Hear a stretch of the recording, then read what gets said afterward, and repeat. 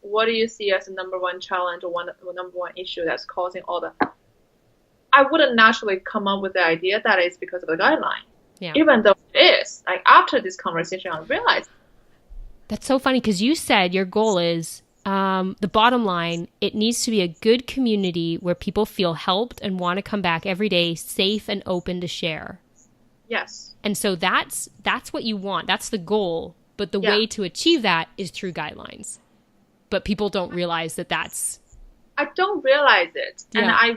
what I saw was, okay, that means I have to make a lot of interesting content to make people feel fresh every day. And that's why I've been doing videos. But you know what? It is important that you have the guideline be installed to start with. Yeah. Hello and welcome to episode number 4 of the Dinah Tower Show. I'm your host, Dinah Tower, and I'm here to answer your questions about paid communities. So that could be for a course you've made, a live event you're hosting, maybe it's a coaching program. For your paying clients, I'm here to help you answer those questions. Today, I'm very excited because I'm supposed to be sitting here at my desk alone doing a solo deep dive, answering some questions from my readers, but I'm breaking the rules because I get to. I got to sit down and actually have a conversation with one of my readers, Leslie Chen, and she has created a course community for her coaching program. And she created it on Facebook. She actually used my ultimate guide to create that. The ultimate guide to engaging your community. So if you want to grab that, you can just go to dinahtower.com/ultimate guide 2, like the digital number 2. And so she used that guide to set it up, and she felt pretty confident with things. And now she's got her community running. She has a couple of concerns. And so she reached out to me, and I thought I could just help you by actually getting on a call with you. So we did that, and I'm so excited because she has agreed to let me share some of our conversation with you guys. And it's really interesting just because we break down so many different parts of why communities might not be working the way you think. And there's one main reason that nobody really thinks about, or they sort of overlook it. And it's actually probably the reason why you're struggling in your group. Maybe people aren't doing what you want them to be doing, or maybe you're spending a little bit too much time, engaging people, or you doing things. And so we really dive into that. And so I'm so excited to share parts of that conversation. I'm going to be jumping in and adding some insights as well. And so come on with me. We're going to dive in right now. And where we kind of start off just by asking Leslie, what she thinks about guidelines, right? Community guidelines. Let's go. I guess my first question is, so how do you feel about guidelines in general? honestly, for most of the guidelines, I feel like it's not doing the work because a lot of the guidelines are, I mean, it's good that they have 10 or even 11 different items on it, but do people really care that much about it? And a lot of things that they talk about has not much to do with what the community is supposed to be like. I understand the goal is to give people the image that the thinking that we are a very well-regulated community. But most of the guidelines in their cases do not really work well. I mean, are not really that relevant to their members. So I think guidelines are important if you can help them inspire the right kind of emotions and sentiments that you want them to have in this community, and do actually feel benefited from it. Okay, so we've established where Leslie is in terms of her sort of thoughts about guidelines. But what we want to do is really dig into this a little bit more and figure out, what her goals are for the community. And so what you can do as well is just sit back and ask yourself, like, what is my goal for my community? And let's go a little bit deeper, guys. We're not just saying like, I want to bring people together and I want to support people. Like, what is your actual goal? And it's a 2-part prong, okay? It's what is the goal for your members? Like, what are you going to be offering them? What are they going to be walking away with? But then also, what are you walking away with, right? Because it's not 100% about them. It really is. Like it's about them. You're doing this for them, but you're also, it's a business, people. So you need to make sure that this makes business sense for you. So what are you getting out of it? And so that's really important. And check out what Leslie says here about her goals. I don't know what is the right goal for it yet. I mean, I'm kind of in the play and see type of mentality. So, the follow the unfolding, embrace the chaos type of. Yeah. But I feel like the bottom line is that it needs to be a good community where people feel helpful and they want to come back every day. That's the bottom line. And also feel safe and open to share. Yeah. I don't know what's the goal. Or maybe the goal is the bottom line. I was going to say, I'm like, that sounds like a pretty damn good goal right there. Like, the goal is to create a community that makes people come back every day and feel that they're being helped and that they feel safe and open to share. Yeah. That sounds like a pretty badass goal to me. So that is my goal. Isn't that so interesting? So when I asked Leslie, what's your goal for the community? She didn't really know. I'm not sure what it is. But then when she talked about it in terms of the bottom line, now this is interesting. Maybe when you say the word bottom line, you might be thinking of money.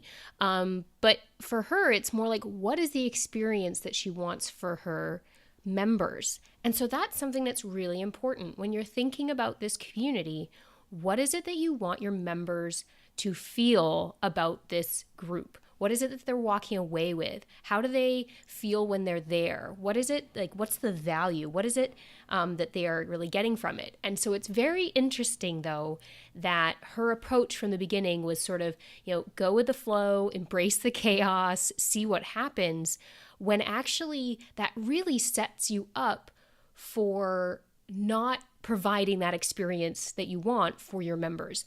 And so we kind of dug into this a little bit more, like looking at what you can do before you set up. But let's go back. Let's listen in. When I was writing the guidelines, you have to understand the first thing I was afraid of is a cricket.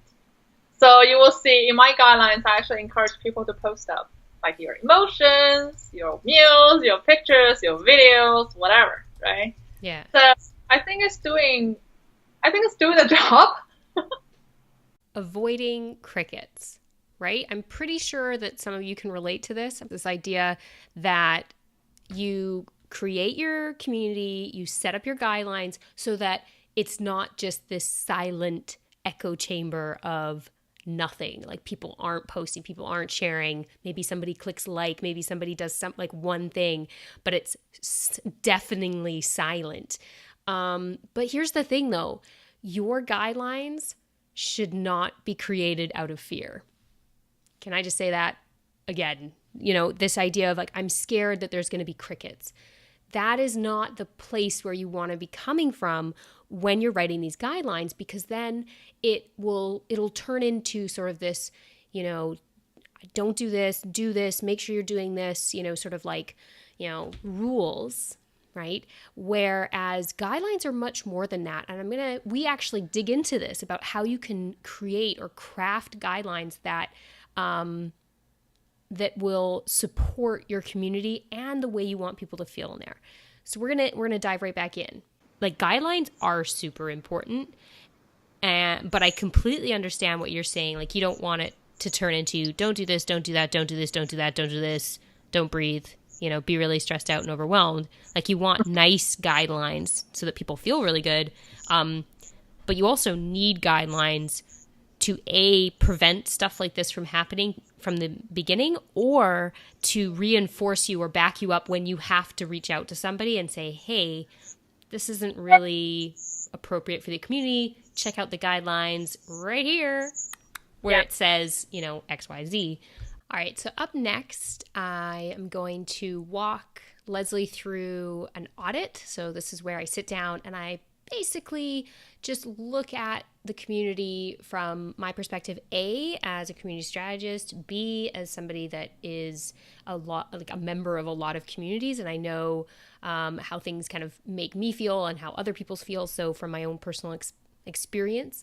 I just basically walk through the community and take a look at all the different aspects and how they are adding or taking away to the experience of the member. And so this is a really fun process because you can really discover a lot about what the community host, values, but also there's a lot of assumptions that we make sometimes. And so we'll make a decision based on an assumption, like not wanting to hear crickets, for example. And we feel like it's for our own interest, but actually it's not. So let me give you a sneak peek on this. And I share a couple of really good ideas that are actually really great. If you're doing a coaching program, I share one in particular that can really help consolidate the information that everybody is sharing, but also creating a journey or an experience for each of your members. Plus, for you, it makes it so much easier to see the transformation of your members. And it's also great for getting testimonials and sort of doing case studies and having it all organized. Sounds pretty awesome. Keep listening and check out what I tell Leslie to do when we start kind of talking about engagement in her group. Okay, so first of all, well, once it loads. Okay, so first things first, and this is the thing, like whenever I do like an audit or I'm just like going through, there's like 3 or 4 things that are the first thing I notice. So first of all, your picture is awesome. Like I really like the fact that it just looks really inviting. And even in terms of emotion, it's very calming and also just friendly. So it looks like I'm sitting at, actually, this is really funny that I'm just noticing now. It looks like I'm sitting at a table with probably you having a coffee. So it makes you feel like you're sitting at a table with someone, which is fantastic. One thing, I don't know if it's maybe just your screen on the video if you scroll up, but Rice Lean right here looks like it's getting cut off. I'm just a quasi-perfectionist, so I would make it so that this is just a little bit lower. Yep. But I don't know if it's just in your video, if you scrolled up more, if it would be okay, but that's just something to mention. So first of all, the fact that they're sharing photos is awesome. And I think that you can kind of take advantage of that. Something that I sort of recommend is you observe what they're doing naturally. So for example, they're sharing pictures of their meals. That's also because you're telling them to. But it's good that they're actually doing it. What I would do though, and something that could actually help you in terms of controlling situations with people and sort of bombarding the feed, is actually making a thread for each person. So what do I mean by that? So it's like what you would do is either you could do it yourself or you get each person. So maybe for the new program, you get the person to sort of introduce themselves, what their goals are. Like maybe like on the first day, they create one post, right? And then you basically just say, hey, introduce yourself. What are your goals? What are you struggling? Why did you join the program? It's like immersion basically in a post. You get them to post all this background. And then what they do is they use that thread to then go back to and add comments whenever they upload like a picture of a photo or a picture of food, or if they have an update, like if they're doing it daily, because then what that does is it keeps it contained in the one thread. Because I think right now you've got 5 people in there, which is great because it's small, so it's not going to be kind of overwhelming. And but when people start posting more, or when you start getting more people in the program, it might get a little bit noisy. But what you can do then is just have these threads, and then you could even have, say, a Google Doc which has a link to everybody's thread in it. So then, and like you put that into, say, the, what do you call it, the Facebook. Oh, you don't have it over here. The files. So you can create a file in the Facebook group. I was looking for that option too. Where can I find it? The file option. I think that it's really funny because this happened with someone else. I think it's if you don't have a file, it doesn't show up here. But then if you kind of search for, files, or you go into like add a file, maybe if it's like, when you go to write a post, maybe there's options at the bottom. That's a good question. I will circle back with you because that is a good question. All right, you guys. So I did some digging, and in order to kind of open up the file section for your group, what you need to do is create your first file. Now, of course, you might be thinking, well, how do I create my first file if I can't find the file section? Well, what you do is you go into the group as if you're going to write a new post, right? You go in, and then at the top, there's a little option that says more, ... And you click on that, and then a drop-down menu will open up, and at the top there's the option to add a file. Click on that, and you'll get opened up into the file section, and that's where you can create lots of different files. So you could make a guidelines doc, you could create a directory of your members, anything like that, you can pop them in there. But then what you could do is you have this file that basically has, a directory of each member's main thread. So it's like, hey, I want to check in and see how, Izza is doing, or I want to see how Diana is doing. They can quickly go in there, click on it, and it goes, boom, oh, look, here's Diana's thread. And also what's nice about that is it shows progression. So you can say, hey, Diana, look at this.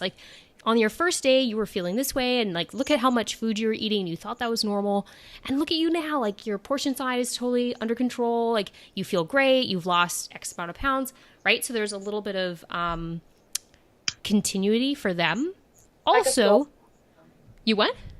It's like a story for them. Exactly. It's totally a story. And so it makes it, and it's fun to review as well. This was actually something that I did in Hilde Fossen's group, because I joined one of her programs. And of course, whenever I join a program, I'm like, ooh, how can I make things easier or more organized in the community?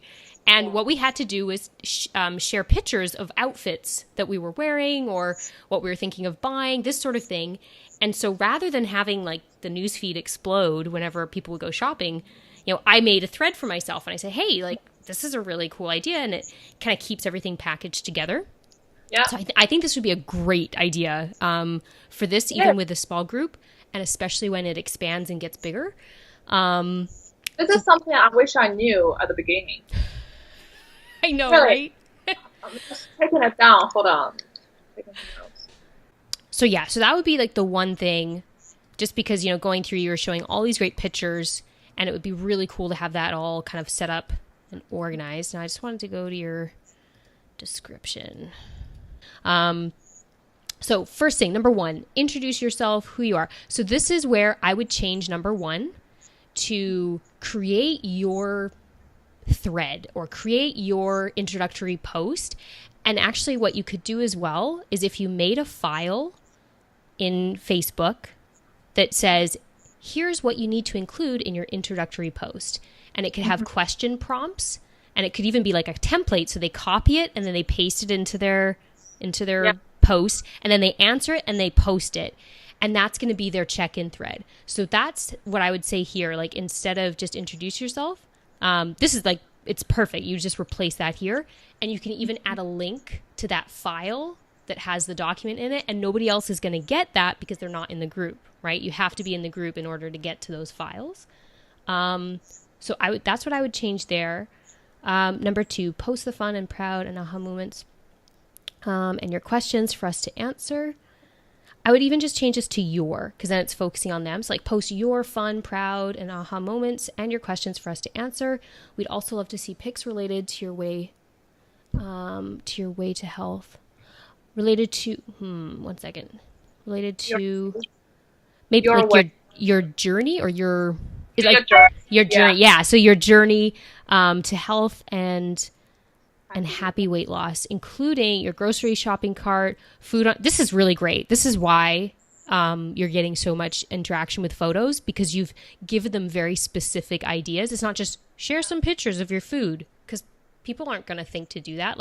Share your shopping cart, share your what you're eating at a restaurant, share preparing the food, share food that's on the dinner table, your morning routine and the snacking moments. We'd love to cheer you on. This is fantastic. Number 2 is nailed it. Number 3, feel something might be silly to do. For example, having a whole bag of chocolate. I love that you say silly. In my head, I almost was maybe you should change it to feel like something might be kind of a bad idea, having this, but silly keeps it really light. And because you give the specific example, we know exactly what you're talking about. If you're about to eat the entire cake, maybe you should take a picture of that cake and send it to the group. This is fantastic. Post it here before you do it. Let us do your thinking. And let us do the thinking for you, I would say. And if necessary, critique with love. This is so good because it's like, we know what you mean. It's like, all right, we're going to like tell you, like, don't do that. Here's some reasons why. Give you some accountability, but in a really fun and supportive way. So this is awesome. Another thing as well, you could actually have like an emergency thread. So it's like, whoop, whoop, warning, you know, like I want to eat the entire cake, come onto the emergency thread and like hit the button or whatever. And you could take a picture, right? So then I mean, the thing is, you want to have these threads to like not have too much going on the wall, but you want to be really careful not to have too many of those threads because a lot of the engagement happens when people see a new post, right?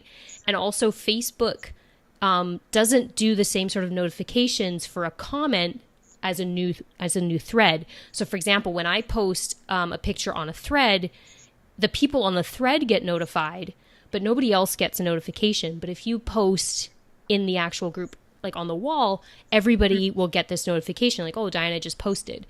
So it's a balance. But I think that would be a really cool thing. It would be just like, oh, an emergency button. They go in, they comment, they post. And yeah, so that's... I think that will also be helpful to them because like that will push them into viewing and reading that emergency thread and see all of the bad examples people will have. Like people have exactly. Like it's not just me. Exactly. Yeah. And the thing that's awesome is that what's cool about that is you can tag all your members on that thread and say, hey, here's the new emergency button. And then whenever anybody comments on that thread, everyone will get a notification. So basically it's like everyone knows, oh my God, like I'm about to eat this. I really don't want to do it. And so like it kind of calls in the troops. But then like you said, it shows, okay, I'm not alone. Other people want to eat the whole cake as well. Yeah. But I think that would be a really cool thread. 1 second. I'm on the wrong page now. Now I'm in my email. Where is Skype? There we go. Let me just... I'm pressing the wrong buttons now. Stop sharing. There we go. Let me just grab... Because I had specific things that I wanted to say. Okay. Right. So I already said creating one thread for each person. Right. Okay. So I love that you did a video on the welcome thread. Like super good. And I mean, I couldn't hear it obviously, but I could see the way you were on it and you looked really relaxed. It looked really friendly. I think it was, you know, a really good way to kind of kick things off. So that's fantastic. That took me 3 rounds to make. And at the last point, I had to tell myself that I have to stop. Yeah. It's like, just go. And that's the thing, like, it's so true, like, you just need to put it out there because the stuff that we notice really isn't, like, half as important. Like, people don't even notice it. You'll be like, oh, my God, my hair was like this, and nobody even cares. Let's see. So what did I say? Description is awesome. It's super positive, clear, almost like guidelines, and I put in brackets, doesn't say what isn't allowed, but that's that's okay as long as you have guidelines somewhere else. So this is one of the main things that I realized later is that you don't have guidelines anywhere else.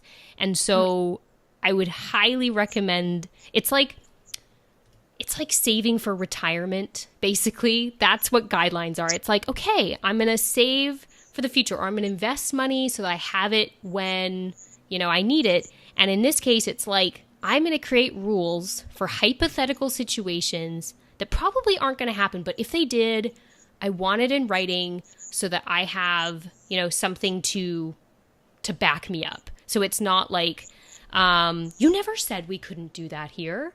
Or, you know, well, I thought that was okay. Or I didn't realize it was a problem. Because right now, literally right now in your group, anything goes. And so what you want to try and do is kind of think to yourself, what would make me feel really uncomfortable for yourself, but also what would make other people feel really uncomfortable. So it's like oversharing. That's actually even a way you can kind of, you know, share it and say, you know, this is a safe place. where, we're dealing with losing weight, but we all know that this isn't just losing weight.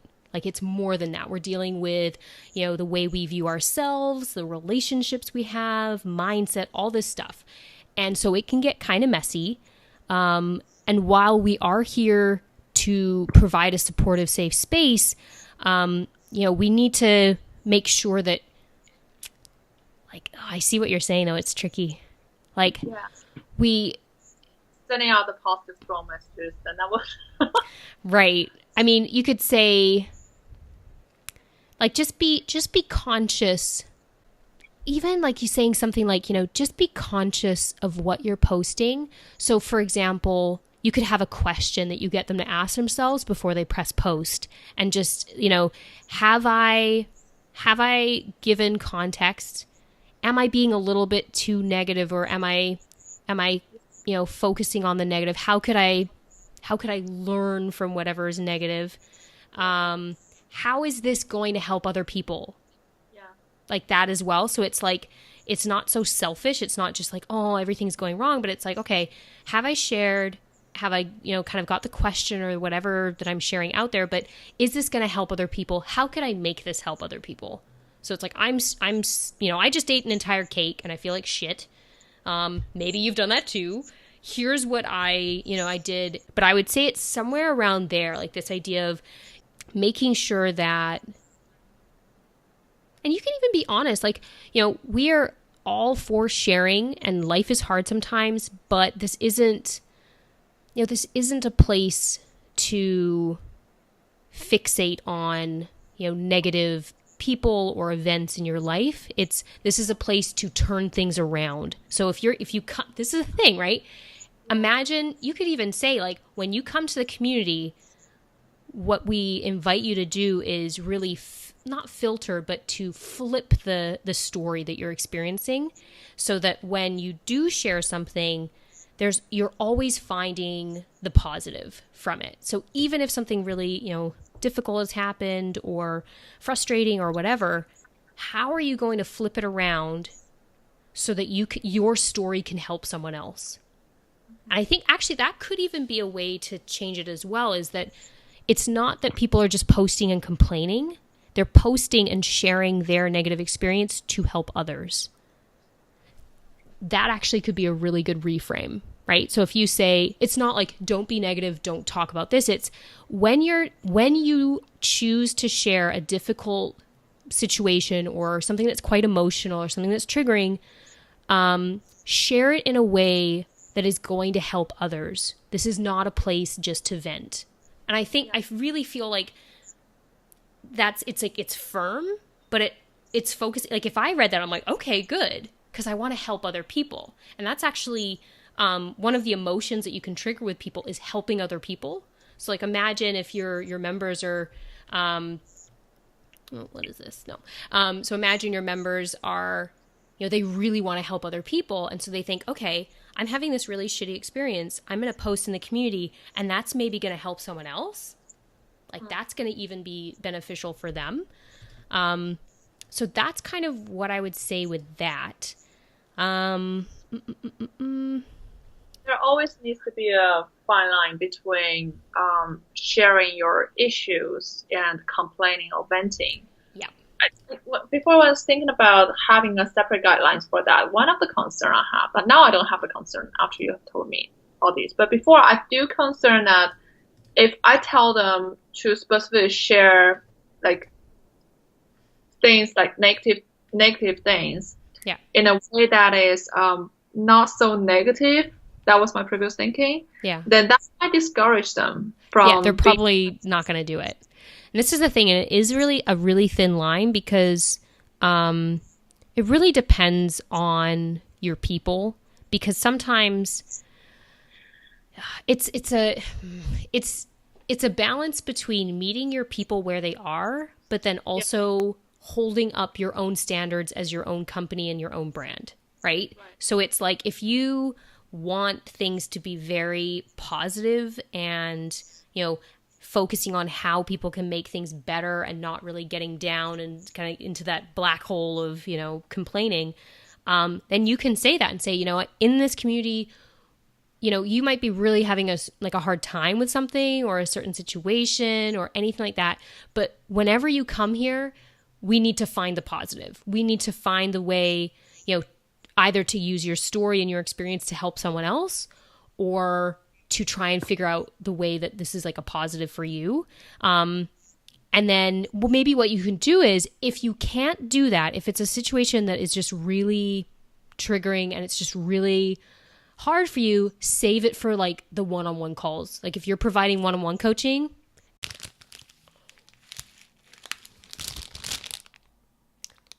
I could just listen to myself for days. Like, are you guys getting that? Like, I'm just like having some candy, some chips or something. Damn, I'm just dropping it like it's hot. I'm just gonna, shh, Diana, get back to it. So I would say that and just say like, the community is a place where, we're really going to focus on sharing our experiences so they can help other people. If something is just really hard and very difficult and you don't feel like you can express it in a way that's going to be helpful for other people and not come across as just venting, save it for our one-on-one calls and we can kind of work on it together. I think that sounds like super supportive. You're not telling them to put a sock in it. And you're respecting the integrity of the space of the community and keeping that, the emotions the same. Like, it's all positive. This is really shitty, but hey, this is the way that I'm looking at it. I think that would be my recommendation on how to kind of deal with that. I like a lot. I like how you reframed the content from, just following these rules. Right. Into something that is more helpful to that person, even. So I'm definitely going to do it. Yeah, that's one guideline I will add immediately after this call. Awesome. All right, you guys, that is it. I am so excited. I hope that you found this useful, especially for any of you that have a smaller group. So maybe you're running a beta program, or maybe you're doing a coaching program and you have, say, under 10 members. I'm super appreciative of Leslie for allowing me to share this. I really feel like this is going to be really useful for other people that are at this stage. And also, there's so much that we could dig into. This is only like a third of what we actually talked about, but it's just really a good opportunity to take a minute to step back and look at your community from a strategic perspective, to really think about what it is that your members need and what it is that you need, and how you can get from A to B so that everybody is enjoying and getting value from this community. So that is it today for the Diana Towers show. If you like this format, let me know. I'm testing things out, you guys. Like, I'm doing interviews, I'm doing deep dives. I think, next week, Nick Woolney will be joining me on the show. Fast facts. Is this a segment? Yes, this is a segment. We need a song because I don't have professional music. So I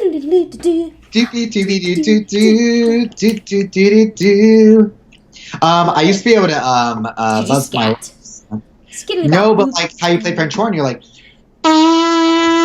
so actually, and then I had to learn, oh my god, for this one solo, I had to learn how to hum while playing so that I could do two notes at the same time. Whoa. And now, so that's a totally, like, talk about worthless skill set. But now if I do it together, it sounds kind of like a car engine starting. So let me try it. Let's do it. Did I cut that off? Yeah. So I'm super excited to be sitting down to chat with him. And following that, I'll be going back to a solo deep dive. Maybe I will actually be doing it by myself, or maybe I'll be featuring something, that I'm helping somebody else with. So let me know in the comments. I'd love to hear what's working for you, what's not. And that's it. So thank you very much for listening. If you would like to check out the audio version of this, you can check me out on iTunes. You can get all the details of the show actually at dinatower.com/show, SHOW. And I would super appreciate it, actually, if you do enjoy this, if you could head over to iTunes and rate it and leave a review. I would love it. So thank you so much. Bye. Just FYI, behind the scenes, creating some systems so that all of this stuff can be created and I don't lose my mind. Thank you, Primoz. This is my thing. I am not being an asshole this year. Do you want to dance? Do you like the wave? Maybe you noticed my headphones. These are my wireless headphones. They're kind of beastly though, but they've got the best sound ever. I like to try and hide the cable. That is hot. Look. What I like to try and do though is hide it so that you can't see at all. It's like they're not even there. Maybe they aren't. How do I turn this off? Oh, it's right there. The big red button. Bye.